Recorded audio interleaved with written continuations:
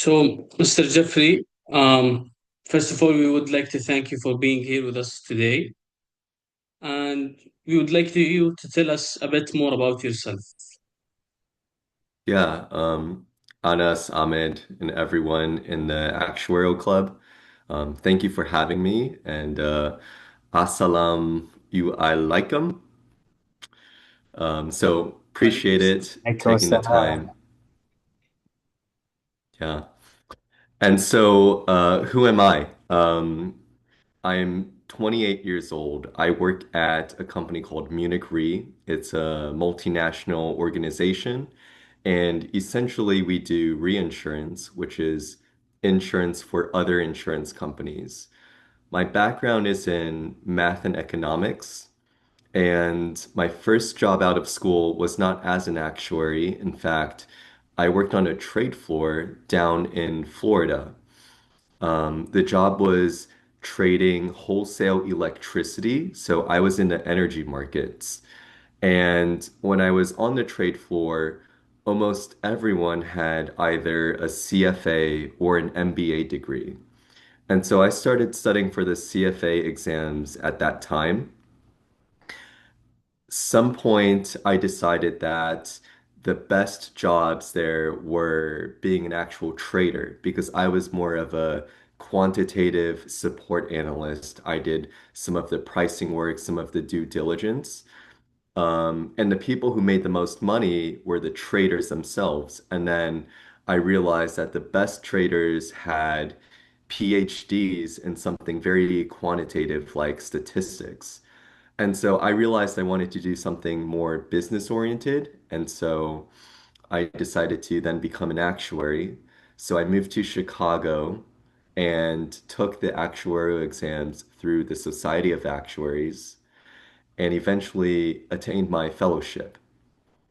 And at that time, I was working in a segment of life insurance called long-term care, which is a kind of coverage that helps elderly and disabled people when they become old and they need somebody to help take care of them. Then this coverage kind of helps with the financial costs. So that particular product is very long-tailed, and a lot of what I'll talk about is making the distinction between long duration products versus short duration products. And this is important because one of the topics that you wanted to talk to me about is what's the difference between a CFA and FSA, and what are the different kinds of actuarial careers that you can have.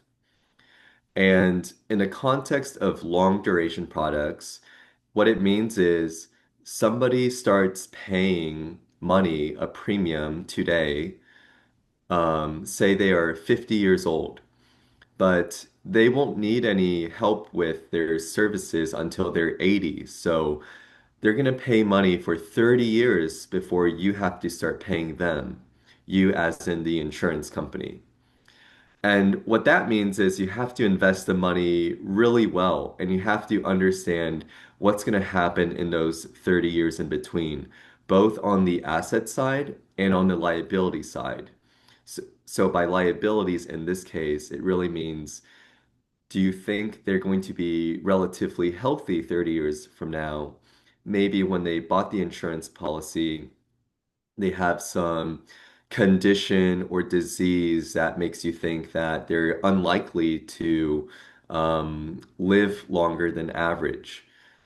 So, if I want to put it in the context of Saudi Arabia, I think someone you could look into, her name is, I'm not pronouncing it right, but her name is Shayla Al-Roraili. She is the CEO of the investment arm at Saudi Aramco. And what she does is she manages the company's pension fund.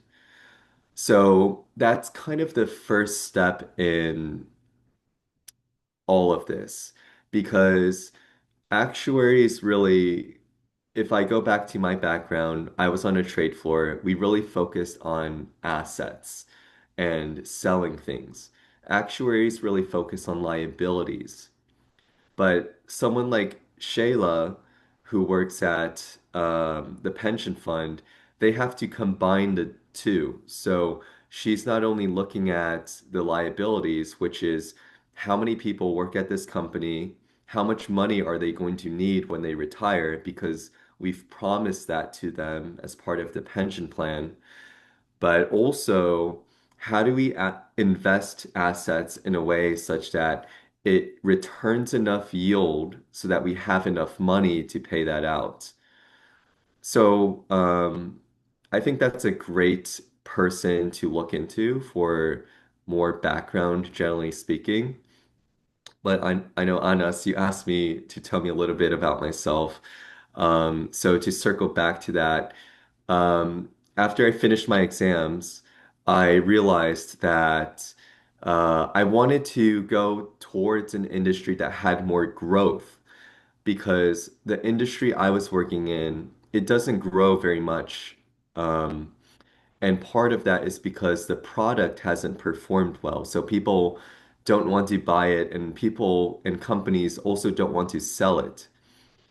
So I decided to then go into reinsurance, which is different because right now there's a big push by private equity to go into insurance.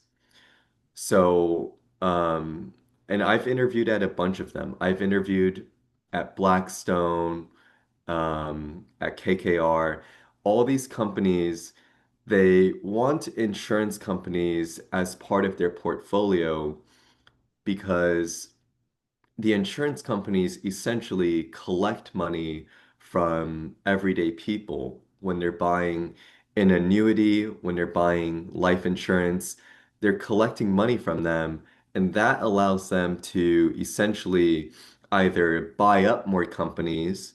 So famously, that's what Warren Buffett did. Warren Buffett with Berkshire Hathaway, starting in the 1960s, figured out that by buying insurance companies, he could use the money, the premiums, to invest in other companies. So that's called the float. When say you have car insurance and you pay $500 for car insurance for the year, you might crash your car and they might have to pay you back. But you won't do that until, let's say, November. So in November, you crash your car and they have to pay you. But for those first 10 months, the insurance company gets to invest your money. So that's what Warren Buffett did. That's called the float. And everyone loves that because you're essentially getting a loan from people and you're able to make money on that on the float in the meantime. So in the United States, it took 50 years for them to do the same thing in the life insurance industry. So I was just talking about the auto industry, now I'm talking about life insurance. And there are a few reasons for that, but to simplify things, life insurance is just very complicated. It's long duration, like I said. So the auto industry, and I don't know exactly how it works in Saudi Arabia, but I'll circle back to a few points there. In most countries, when you buy car insurance, the policy renews once a year. So they have the float for 1 year at a time. So it's very short term. But when you buy life insurance or annuities, you're talking about 5, 10, 20, 30-year time horizons. It's kind of like owning a home. It's a very long-term liability. And so what that meant is you couldn't just, like Warren Buffett, invest it in whatever company you saw. You had to make sure that 5 years from now, you'll have enough money for a particular moment in time. So that's pretty long term. And that's why private equity has come into the scene because private equity is also a very long-term player. They invest in private companies, either directly in equity or through issuing private credit debt to these companies. And these are assets that basically are very illiquid. You cannot buy and sell them very quickly if you wanted to. You have to hold them for a long time. Um, Famously, private equity companies hold companies for at least, 5 years. And in the meantime, they're helping restructuring the operations, making the company more efficient. And by doing so, they're able to exit the company or sell the company at a higher price. But it takes a long time to execute that. They can't just do it in 1 year. It takes a few years. And so when you have long-term liabilities and long-term assets, you can match the two. And that's where private equity has added a lot of value in our industry. And that's why a lot of those big companies have bought insurance companies. Because, like I said, the insurance companies provide money or float for the asset managers. So, asset managers being private equity, private credit players, and it allows them to make more loans or buy more companies to make more money. And so that's what was happening starting in 2009 with Athene. So Apollo, the private equity company, they started Athene right after the great financial crisis, and they were the first ones to do this. Again, I'll reiterate, this is 50 years after Warren Buffett figured out how to do this with auto and home insurance. It's been a long time, but somebody figured it out, and now there's a big industry, and a lot of the money that insurance companies have is now managed by private equity, and also a lot of the money is now in different um, jurisdictions, different places like Bermuda. So I think even Saudi Aramco has a captive insurer based out of Bermuda, from my research. So I can talk about that as well in a little bit. Why are companies in Bermuda? But to circle back to myself, I joined a company called Fortitude Re. It's backed mainly by three players: Carlyle, the private equity company, uh, GIC, which is Singapore's sovereign wealth fund, and TND, which is essentially like the Carlyle of Japan. So, very sophisticated investors in the company I was at, Fortitude Re. They're big institutional players. They understand how to invest in very complicated assets. And one of the reasons why uh, private equity and sophisticated institutions want to invest in insurance is not just because of the float I was talking about, but also because insurance allows you to have a diversified return. So, what I mean by that is if you buy stocks, you want to diversify into different sectors, right? You might buy, for example, you might buy energy stocks. So the company I was at was called Nexera. They're the largest in the world, I think, still in solar and wind. You might want to buy tech stocks. You might want to buy Tesla, Amazon, Google. You might want to buy, basic consumer goods like Walmart. I'm sorry if that's not a familiar name. Um, but you also might want to buy insurance companies. And it's not just because you want to buy a different sector and insurance happens to be a different sector. It's also because all the companies I just mentioned, they're basically a function of cost of goods sold, revenue, profit, right? But insurance companies give you exposure to a different market. So, what other sector could you invest in that gives you returns based on climate, right? That's a really important thing to remember. If you are buying a stake, if you're buying equity stock in property insurance, then they're protecting your property from hurricanes, tornadoes, earthquakes, all these events. This is one of the only places you can have exposure to nature. And so that's really interesting because if you're just invested in technology, you're going to have ups and downs, but your volatility will be reduced and your yield could be higher if you diversify in this manner. So it's always good to have a little bit of insurance in a big portfolio because of the diversification. And it's not just because of weather and climate, but also from, the human element. COVID-19, right? That coronavirus, that was really bad for my current company, Munich Re. Uh, but, Munich Re helped pay for a lot of the financial burden and suffering that people had to go through.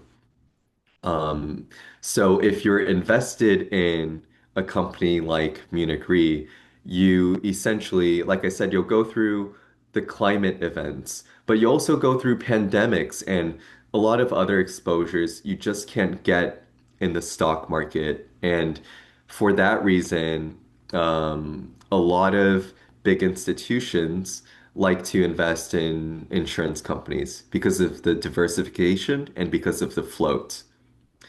And Yeah, I'll try to wrap up my intro. I'm going on a lot of please do. tangents here. Um, so I ended up at Fortitude, like I said, backed by Carlyle, T&D, and GIC, the Singapore Wealth Fund. And what they're doing is essentially trying to get more liabilities, get more assets for these people to manage and to earn a spread. So I'll try to talk about that later, but the economics of the business model is very interesting because think about it this way. Um, you pay me $1,000 and 10 years from now, I estimate that I need to pay you back, let's say $1,500. Um, Let me do some quick math.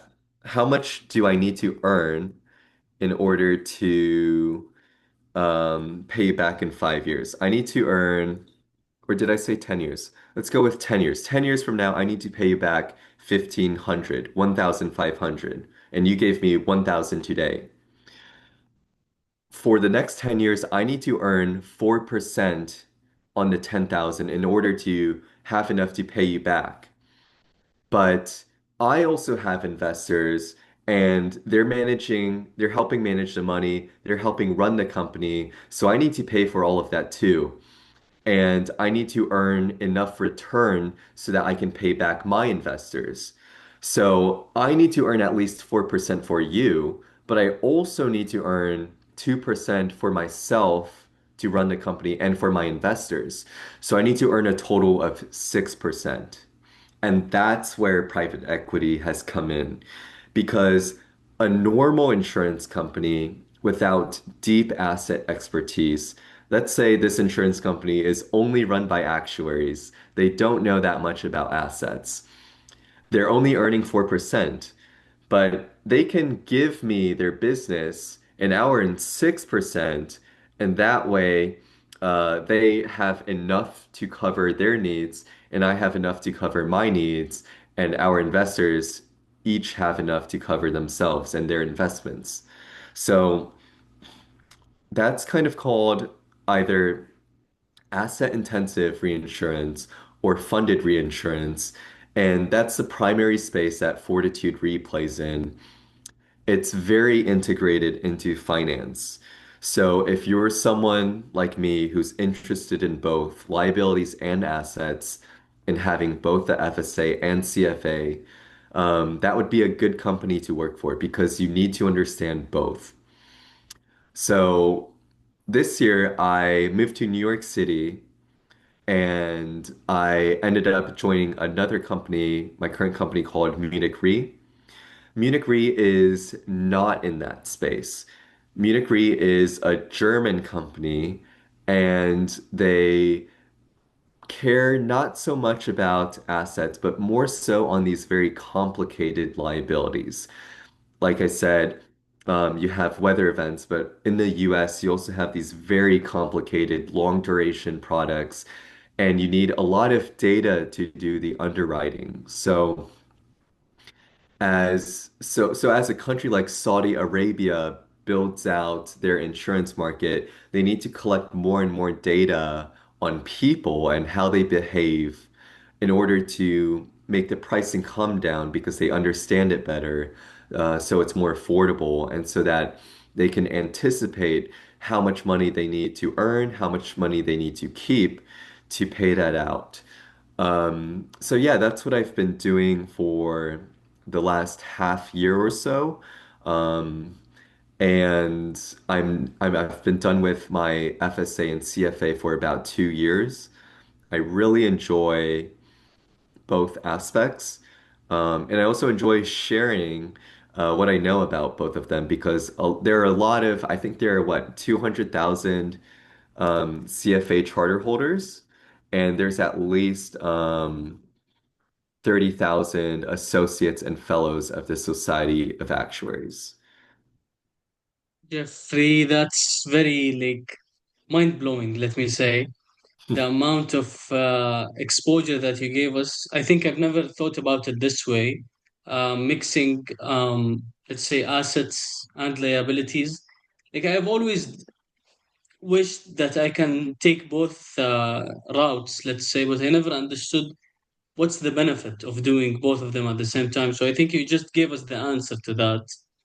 Um, And and I can see I can that you're even very elaborate more if needed.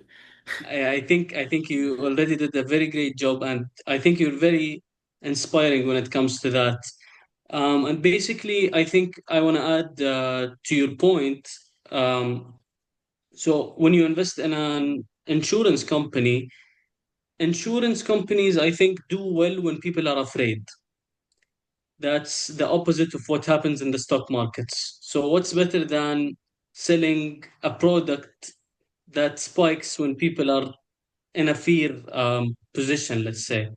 So I think that makes absolute sense when it comes to diversifying. Yeah, that was just to sum up what you said. Mhm. Okay, so now let's shift into another question, just so we can make the most out of the time that we have left. So if someone has a difficult decision, they should either take the CFA or the FSA. What would you say is the factor that will actually make you understand what do you want to do? Yeah, that's a great question. So there's a few differences, and I'll try to go over this more quickly. But like I said, to recap, CFA is primarily about assets, and the FSA is primarily about liabilities. There's also a difference in how many people are in each society. So they're both global organizations, but there are at least there's about 10 times as many CFA charter holders. Um, and so you have to think of it this way. Both designations, they teach you a little bit about the work itself. The primary function is a signal. It's a signal of pedigree.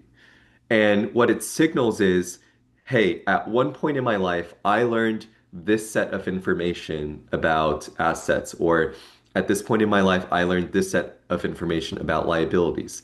And so when people see that, they understand you have a core baseline competency in what you understand because 30 years ago, they went through the same training. So they understand you had to spend hundreds of hours studying for these exams, and you understand at least this much about finance. So that's very helpful in terms of getting, say, like your first professional job.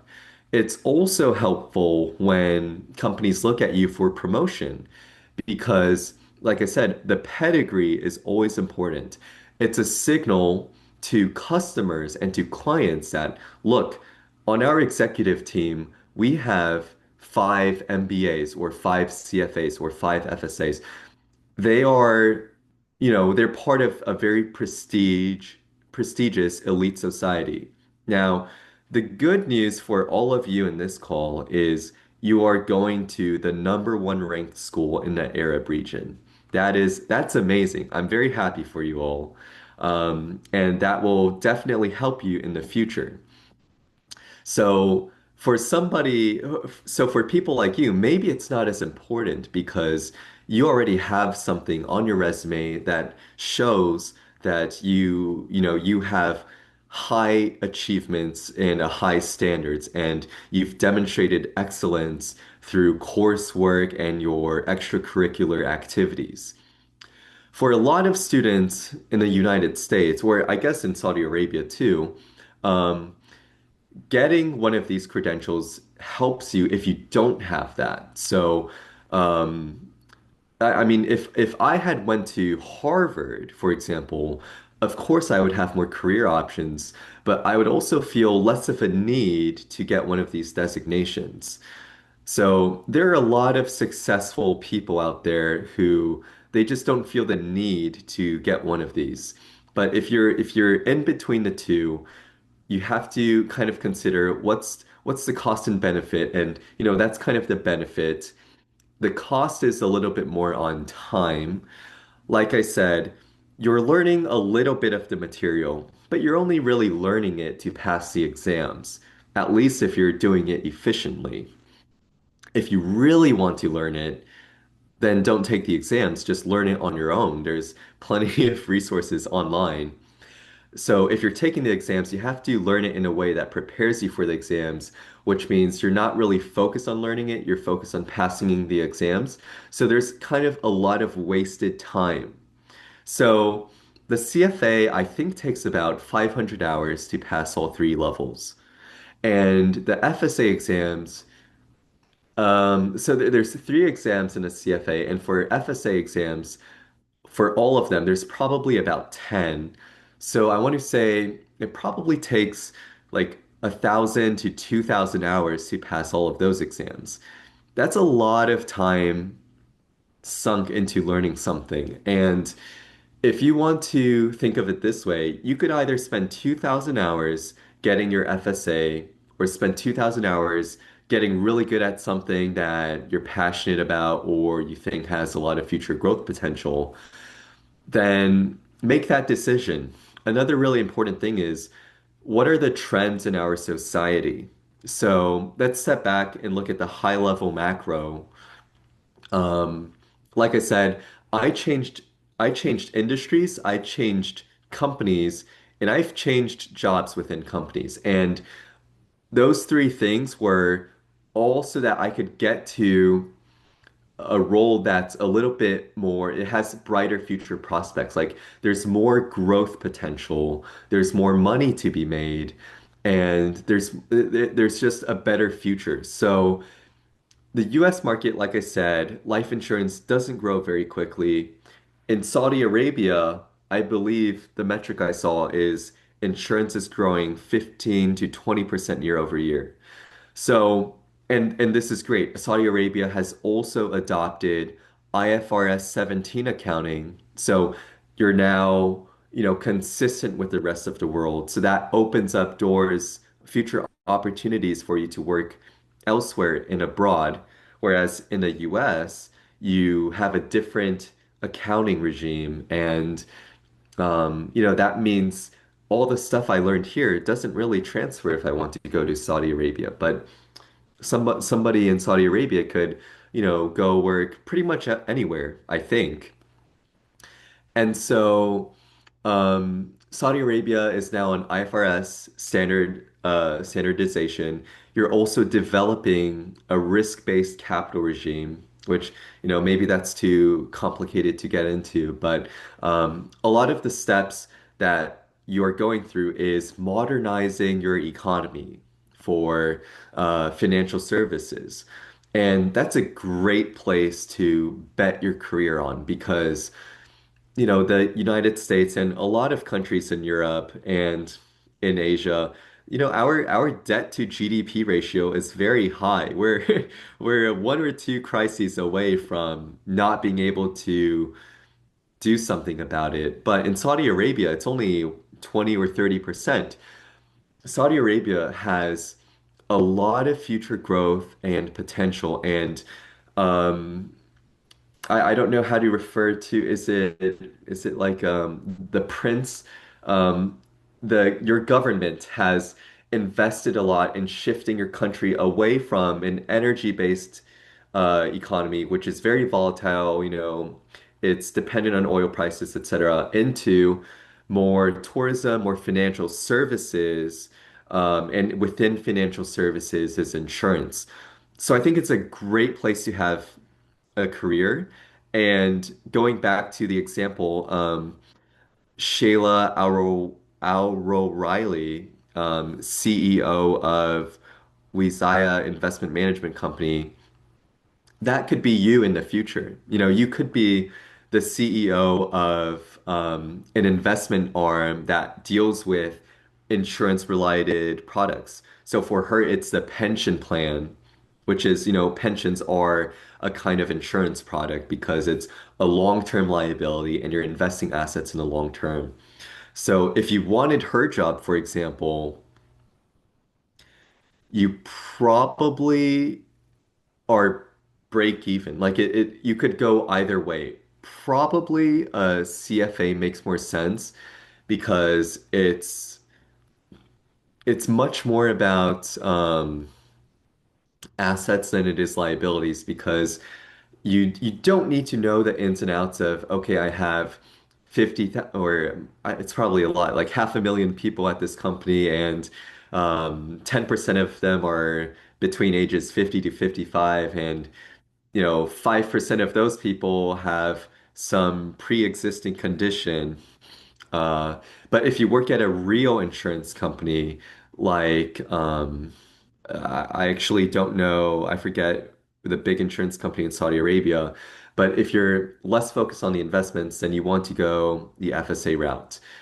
And then in terms of global careers, like I said, I think they're both viable. It's probably easier to work abroad if you're an FSA, but the opportunities are much fewer because there's only 10% as many FSAs. And insurance is a very small, well, not very small, but it's a subset of financial services more broadly. So when you take the CFA exams, these days you can choose between, what is it, private wealth, private markets, and portfolio management. Um, if you do portfolio management, you're managing the portfolio for institutions. If you go into private wealth, you're doing portfolio management for ultra high net worth individuals, very wealthy people.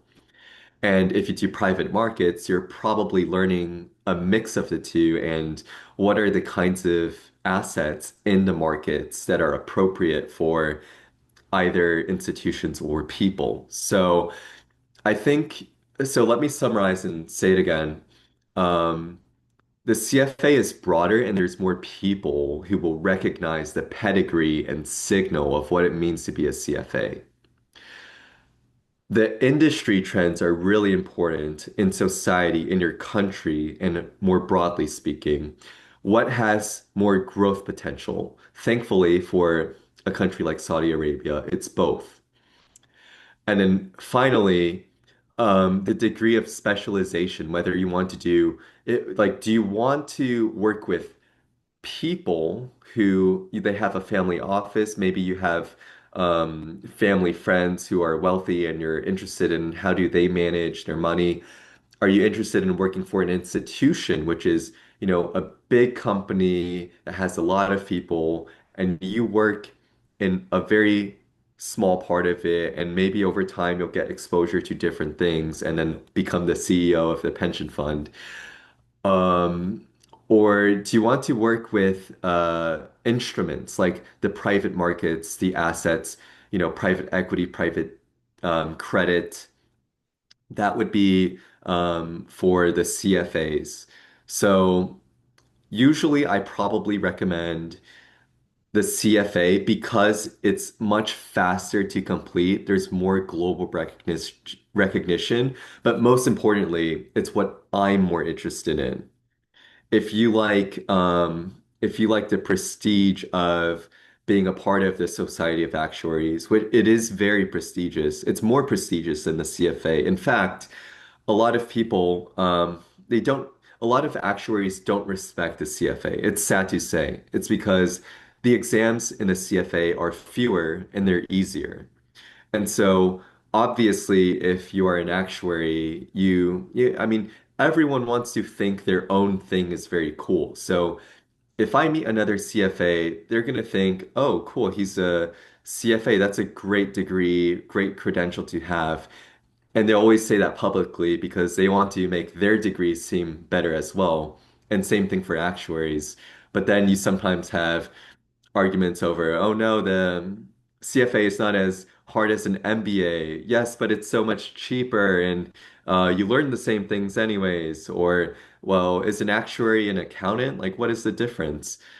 So there's a lot of different angles to it, but if you guys ever have those questions and have a specific situation, feel free to reach out to me. I'm on LinkedIn, and I'm always happy to talk. Thank you so much, Jeffrey. It was very insightful. So, from what I understand, is if you want to get into the liability side of things, then focus more on the, let's say, the FSA, probably, or the SOA track. If you're Mhm. interested in the assets, focus on the CFA. That's very interesting. However, I have a question. Okay, so you also made it obvious that if you get into the SOA and become more into the actuarial, let's say, if you become focused on the actuarial science more, then you're probably going to work in a niche. So if you like that Mhm. niche, go for it. If you want a broader place, maybe transfer into like a CFA or something like that. Okay, as an undergrad in actuarial science, what do you think? What's the edge that we have over finance? Let's say undergraduate students or fresh grads, um, and in what fields? Like personally, I think maybe in investment banking and the classical finance jobs, we don't have that much of an edge because of the soft Mhm. skills. We might lack some soft skills if we're talking about the average, because most of our we don't have that much presentations, not like Mhm. business school and so on and so forth. What's your take on that? Yeah. Um, Great question. And I'll circle back to my comment because while it is true that being an actuary is more niche than being in finance, you can easily get stuck in a very niche field in finance as well. So, investment banking is not a great example because obviously everyone wants to do investment banking, and you can choose I mean, you end up working in an industry, and you can easily pivot to wherever you want to be. But a lot of people in finance, they kind of get stuck in some very niche role that doesn't translate well elsewhere. Okay, back to the actuary. Yes, you have to work in insurance as an actuary, but one of the good things, and this is true in the United States at least, and in Canada, because there are so few actuaries, and because actuaries are the number one employee in an insurance company, the most valued employee, many CEOs of insurance companies are actuaries. Because of that, you're forced to go through a lot of rotations. And that's very important for your career because you need exposure to different things. So you might start off in one niche, but you can easily, at least in North America, find jobs within a company or at other companies that have only 20% overlap with what you've done. But because you're an actuary, they're willing to develop your skills because they know you are one of the future leaders in the company. So they'll give you the opportunity you'll start in risk management and then you'll work in experience studies, and then maybe you can work in corporate development. So that's one of the big benefits of being an actuary is your edge is having pretty good job mobility within insurance because being an actuary is so highly coveted. As soon as you exit that, as soon as you step outside of insurance, I think you lose that edge, as you say. And it's also, let's think of it this way. So, I made the distinction between long duration liabilities and short duration liabilities. Like I said, short duration is auto, home, etc. The policies renew every year. The assets are not sophisticated. So you don't have as much overlap with finance. But in long-term liabilities, you do have that overlap with finance. There's a third thing I didn't mention. You have liabilities, finance. The third thing is data analytics, data science. It's equally quantitative as being an actuary. Actually, it's more quantitative than being an actuary. And you work with computer programming more. So it's more quantitative. It's more, you're even less presenting. So actuaries are kind of in the middle. You have in financial services, you do a lot of presentations, right? In my first job, I had to make, for every deal we did, we made 100 to 200 page PowerPoint decks, printed it out 10 times for the 10 team members and did that 3 times for each deal. A lot of wasted paper, but a lot of presentation skills that I learned. And actuaries kind of have that. They don't really because it's more niche, it's more isolated. You're behind a computer still. You're not really presenting as often. But then if you work in data analytics, that's even more that direction. So the reason I bring that up is because these companies, insurance companies, they have all three. So there are a lot of data science professionals in insurance companies. And then back to the long versus short-term liabilities. Most short-term liabilities is actually all machine learning. So if you work in long-term insurance, it has much more crossover with finance. If you work with short-term insurance, it's way less about finance, way more about data science, machine learning, and probably AI. So also think about, do you want to be more business oriented or do you want to be more quantitative and you're interested in the mathematics? That's also something to think about. Because maybe you want to work in insurance, maybe you want to be an actuary, but you just don't care about finance. Then you want to work with car insurance, with property insurance, with maybe drones and satellites and rockets. Like that's all on this side. It's way less about finance. Definitely, that's very interesting. Actually, the amount of perspective that you're giving us and the amount of information, you're literally answering all the questions that I have in mind, and I think most of Great. my fellow students have in mind. So now let's give the floor to my fellow students. I think Abdul Karim had a question. Um, so Abdul Karim, please, if you can open your mic and say it out loud, we would absolutely like that.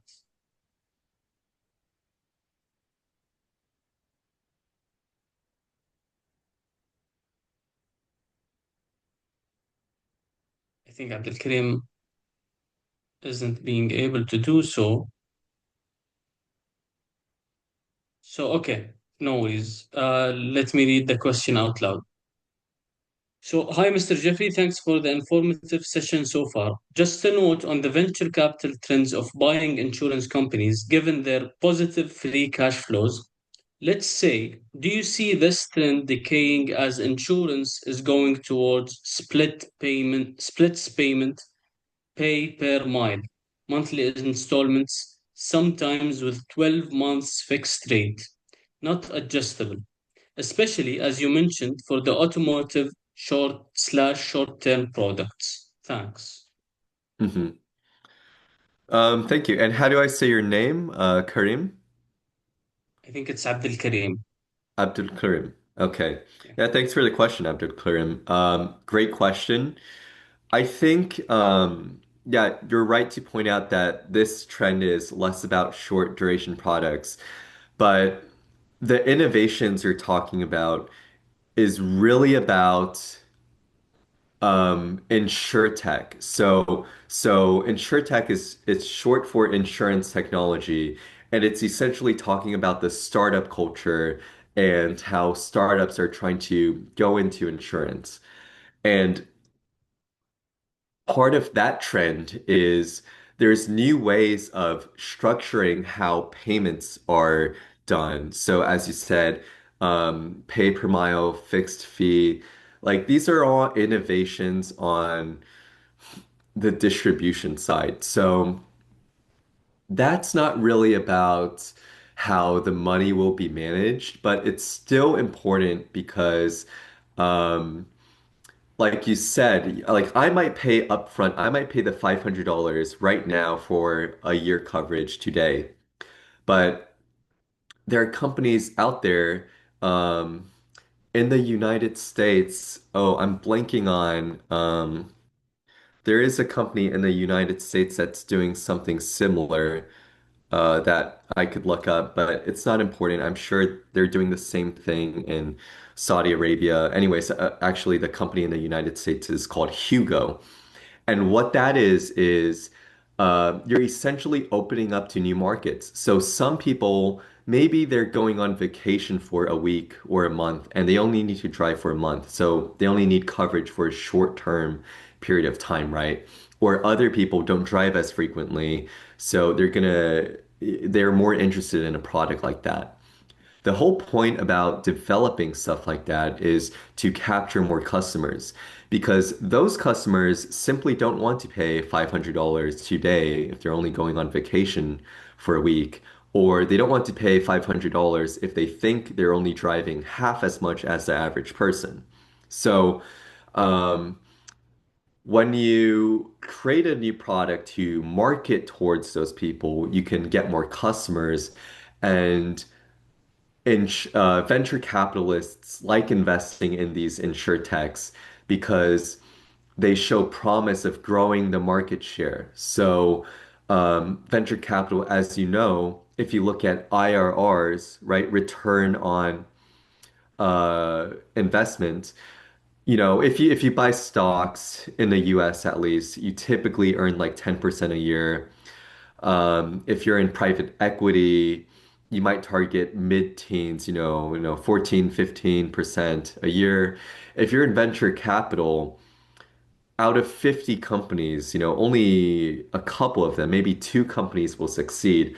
On average, you need to earn high teens. You need to earn 18% IRR on those investments. So companies like that have invented new products and new ways of attracting new customers, they're attracting capital from venture capitalists because they've shown promise of delivering very high returns because that's a growing market. And I definitely recommend working at companies like that are very high risk, high return companies because that can, like, if it succeeds, you'll make a lot of money. If it doesn't succeed, you'll have learned more skills. Because it's a smaller company, you've worn different, hats. I'm guessing that's not a saying in Saudi Arabia, but you've had a lot of different roles. So you're forced to learn more, and it's a startup culture, so they don't have as much money to pay you. So it's very people working there are very driven to succeed. And it's very different from working at a big bank or a big institution. And all of that is even more different than working at a big insurance company. So that's something I would recommend is think of going back to yes, you're in a niche, but you work in many different roles. You want to maximize entropy in your life. If you can stomach the risk, right? If you have a family and you have kids that, they have to go to school and, all of that costs money, then you don't have the same risk appetite. But if you do, you want to take big risks that have high potential of return. And a way to do that is either to work at companies that are doing something innovative, like the fixed payments, or have a lot of different roles to have exposure to different things. I think you answered that question perfectly. That's the only question that you have right now. If anyone has another question, please feel free to raise your hand or drop your question at the chat. Yeah, Meanwhile, feel free to like turn on your mic and say hi and introduce yourself if you'd like. You know, one thing I guess one of the topics was like how to be successful in any field. I really liked that a lot of you connected with me on LinkedIn and reached out to connect with me. A lot of people don't do that. And, you know, even though we haven't met in person, I'm still a real connection on the LinkedIn platform. And building out your network is extremely important. And I'll tie it back to how it's a small field. It's small enough that everyone knows each other. So it's very political in some sense because you're managing your brand and your reputation. And, you know, let's say, I mean, if you work in financial services, it's big enough that if you do a bad job, you get fired or something, there's a good chance no one will ever find out. And as an actuary, it's small enough that you build a reputation fairly quickly of, oh, that person, he's so talented. He also loves meeting new people and talking to new people. I always feel good after talking to them. I highly recommend them, even though they don't have any experience in corporate risk management. I think they'll do a great job because they can work across teams. So, kudos, applause to all of you who reached out to connect with me. It actually touched me because people in the United States don't often do that, and I think it's really important. It's something that I think people j just don't think about it, but your network is very important. And I would advise all of you to, you know, just focus building out your network. You know, you go to a great university, make sure you get to know your classmates because, you know, this is the number one university. Everyone's going to go on and do something amazing. So, you want to stay in touch because you never know what opportunities could open through that. that's absolutely true. And we can even see that by the institutions themselves, the SOA, the IFOA. They're Mhm. always trying to make people engaged because the society is really small. So we need to help each other out. That's one thing. Um, so let's go to another question, if you allow me to. So Yeah. you mentioned your first job as a trader, and you told me that some people there were like in some sophisticated fields like statistics and so on. So to be honest, that's a personal interest, Mm. and I want to understand how do they operate? How do these funds or let's say, yeah, how do these funds Yeah. operate, and why do they need people that really are deep in science in general? Yeah. So in energy trading, there's different kinds, right? Like you can buy or sell oil futures, you can buy and sell natural gas futures. There's that kind of trading, which we had. I was working in power and electricity. And for that, if you think about take Saudi Arabia as an example, you have over the country probably thousands of nodes, thousands of locations where energy is distributed to different businesses and homes. And the price of that energy is probably different at each node. So what that means is like if you're doing things by hand, if you're doing things in Excel, you can't possibly come up with a price, an accurate price for thousands of nodes in a short period of time. It's very hard to do that. And so you need to be able to extract data, manipulate it, and then like mine it using specific algorithms to come up with a price. And that's a very quantitative exercise. I was working on um, like contracts. So, it's basically the company wants to procure enough energy for 6 months for its customers. And so that was a little bit less quantitative. Essentially, we had to download data of their customers' usage, normalize it for weather because when the temperature is hot, people use air conditioning more. When the temperature is cold, people turn on the heat. So normalize the data looking at weather and other metrics like population migration, and then make a prediction on the future based on the volatility of the price in the past and look at how much it costs to hedge that in the market by buying forward instruments or swaps. So that's the name of the game is you're making a prediction on future volatility and price, you're hedging that, and you're earning if it's less volatile than you expected, you make money. If it's more, you lose money. And you price it in a way such that you earn at least, let's say 12% on your return on capital. So what I was doing was a little less quantitative. If you wanted to make the most money on that trade floor, you need it to be quantitative. And it makes sense because you look at these AI researchers, right? It's very quantitative. And let's think about who's making the most money in that.